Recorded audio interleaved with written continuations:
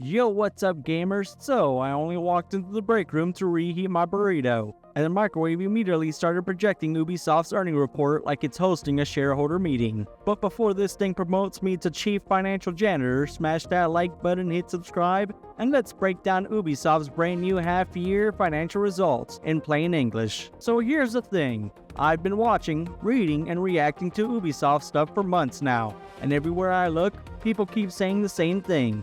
Ubisoft is dead, Ubisoft is collapsing, Ubisoft won't survive another year. It's like every corner of the internet is convinced the company is seconds away from being absorbed by a billionaire with a coupon code.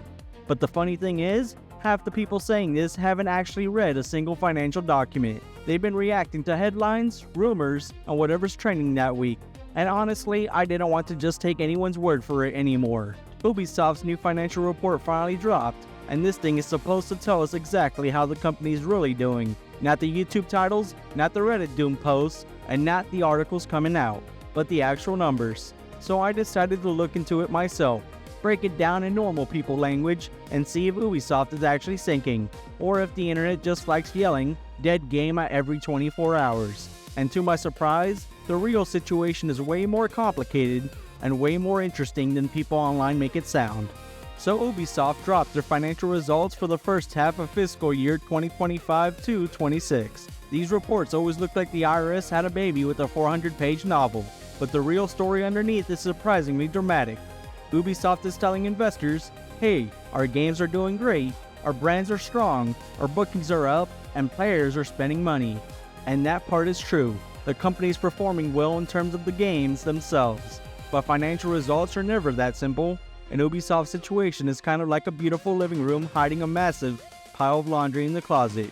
You open one door and go, wow, that's amazing, and then you open another door and go, okay, that's why you didn't want me to touch that. So as soon as you open up this document, one of the biggest numbers Ubisoft is pushing is their net bookings, which came in at 772 million euros, more than 20% higher than last year. That's a huge jump for any publisher, but here's the thing. Most people have no idea what net bookings actually are, because the term sounds like something airlines scream about when they overbook your flight. In reality, it's simple. Net bookings are all the money Ubisoft has earned or locked in during a period. That includes copies of games sold, DLC bought, microtransactions, purchased, season passes, expansions, subscriptions, everything players spend, plus money owed to Ubisoft from contractors and partnerships. It's basically Ubisoft saying, here's how much cash flow we generated, even if accounting rules won't let us count all of it as official revenue yet. And by that measure, Ubisoft is actually having a very strong year. Now, here's where things get confusing. Even though net bookings are way up, Ubisoft's official sales number actually went down a bit. This makes it look like Ubisoft's performing worse when they're actually doing better. The reason is something called revenue recognition. Basically the rules that tell companies when they're allowed to count certain earnings. Imagine you make someone pay 6 months ahead for pizza.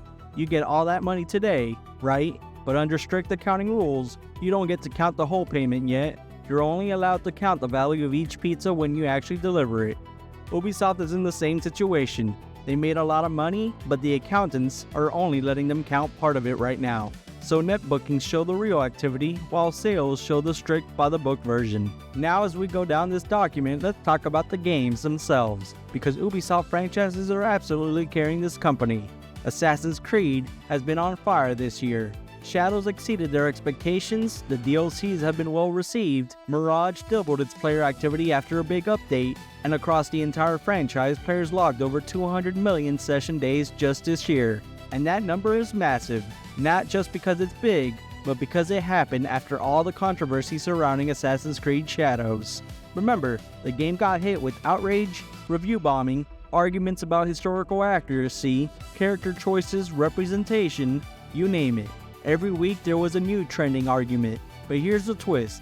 From what they're saying, people were still logging in, players who said they were done with Ubisoft were still hopping into the Animus, critics kept talking, communities kept debating, and meanwhile the game quietly kept stacking engagements like nothing happened. So when Ubisoft points to those massive session numbers, they're not just bragging, they're showing that despite the noise, the franchise is still powerful enough to pull people in.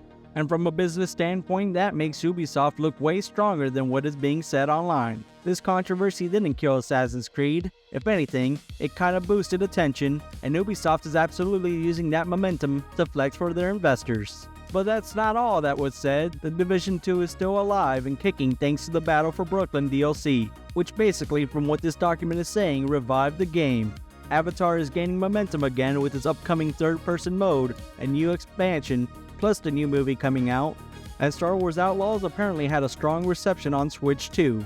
And Anno 117 launched with the highest critical rating the franchise has ever had. Even the Splinter Cell Netflix series did incredibly well, landing top 10 charts in multiple countries. So on the surface, after reading through this document, Ubisoft looks like they're winning. If you just check player numbers and reviews, you'd think Ubisoft was chilling in a hot tub full of microtransaction revenue, but that's only half the picture. And now here's the twist as you keep rating. Despite all that success, Ubisoft still posted a loss of around 160 million euros. You'd think with all those games doing well they'd be rolling in profit, but Ubisoft is still a giant company with massive costs. Game development is incredibly expensive, especially when you're running huge global studios, funding online infrastructure, supporting live service updates, maintaining engine technology, and marketing AAA titles worldwide. Even when bookings are up, it can take time for that success to turn into positive cash. Ubisoft is bringing in the money, just aren't keeping enough of it. So Ubisoft is basically saying that they're in a situation where the games are thriving, but their financial structure is heavy, and that weight is slowing them down. Now we get to the big headline. Tencent stepped in with a 1.16 euro investment. Ubisoft created a new division called Vantage Studios, and Tencent is buying a minority stake in that division. This is not Ubisoft selling itself. This isn't a takeover from what this document says, but it is Ubisoft taking a giant cash injection from one of the world's biggest gaming companies to stabilize its finances. And that's the key word here, stabilize. Ubisoft has 1.15 billion euros in net debt. That's a lot, even for a big publisher. And with the way their cash flow has been trending, they needed a lifeline. Tencent's money is almost a perfect match to wipe that debt out. If Ubisoft's finances were a video game boss fight, Tencent just dropped in a giant med pack and said, use this, you're running out of lives. Now this is where the accounting mistake comes in, and potentially why there was a delay. Last year, Ubisoft counted some revenue incorrectly. The auditors that they hired this year told them to redo it. And when they fixed the numbers, their financial ratios suddenly looked a lot worse, and that created a problem with the rules tied to their loans. Banks and lenders have certain thresholds Ubisoft has to meet. When the restated earnings dropped, Ubisoft temporarily violated those thresholds, and that is a major situation because a covenant violation can allow lenders to demand early repayment. When a company like Ubisoft suddenly has to repay hundreds of millions early, it can cause chaos. Tencent's investment allows Ubisoft to pay back part of their loans immediately and fix those ratios, avoiding a financial storm. To make sure something like this doesn't happen again, Ubisoft says that they're reorganizing the entire company. They're moving away from the huge chaotic pipeline where teams would get spread thin across too many projects, and towards smaller, specialized groups called creative houses. The first one is centered around their biggest moneymakers, Assassin's Creed, Far Cry, and Rainbow Six. These teams get their own leadership, budgets, strategies, and fewer distractions. The goal is to reduce development bloat, avoid delays, and focus on the franchises that constantly deliver results. It's Ubisoft's way of trying to modernize how they operate so they don't spiral into another debt-heavy period. So here's the bottom line. Ubisoft is kind of living in two different realities right now. On one side, their games are doing great. Assassin's Creed is having a monster year. Division 2 is pulling crazy engagement, and even their Netflix shows winning awards and eyeballs. Hell, they're even making a killing off microtransactions and subscriptions. If you just looked at all of this, you'd think Ubisoft was cruising a victory lap with a Frappuccino in one hand and a katana in the other. But the money tells a slightly different story. Despite those strong bookings, Ubisoft is still losing cash, and a lot of it, quickly. They're carrying over €1 billion of debt.